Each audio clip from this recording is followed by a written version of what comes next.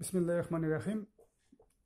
Bugün KFU'nun Filologiya hem Medeniyet Ağa Bağlanışlar İnstitutunda bir kızıklı şoğa başlandı. Ve şu hakta bizge KFU'nun Filologiya hem Medeniyet Ağa Bağlanışlar İnstitutu direktör orunbasarı Ramil Mirzahitovich мәгълүмат бирә.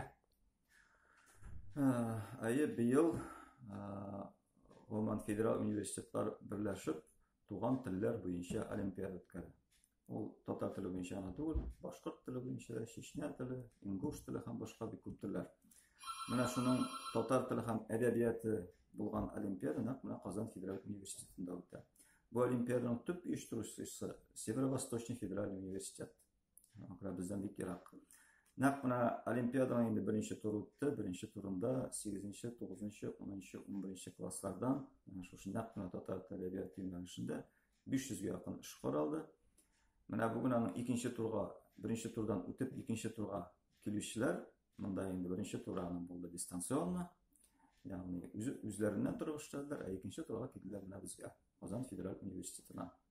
Bu 8, 9, 10, 11. klaslar. 8. 9. 10. 11. klaslar, mana bugün bizde şu 4 klasdan 100'e yakın bala, türlü klaslardan tatar tili edebiyatı boyunca finalni turu teşek. Bunun narsası var, mana bu tatar tili edebiyatı boyunca jеңүүчүлөр 11. klasların arasında jеңүүчүлөр.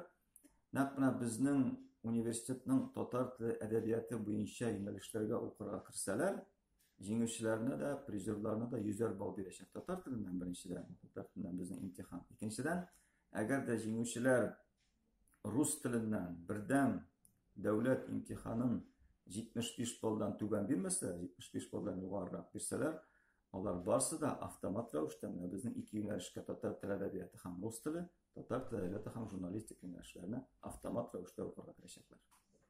Yani onlarga 300 bal berilir. Mana şunday bar oңай yakları abituriyentlar için 11. klaslar için. Bugün indi finalı. Bugün final. Al mana bugün işleyecekler. Bu devamında işler tekşirilecek. Hem 8. mart bayramlarından soň 10. martlarda saytlanacak her birisinin bilgileri, balları. Jеңүүчүлөрүнүн. Ramil efendi rahmet yolsun. Rahmet sizge, sağ olunuz.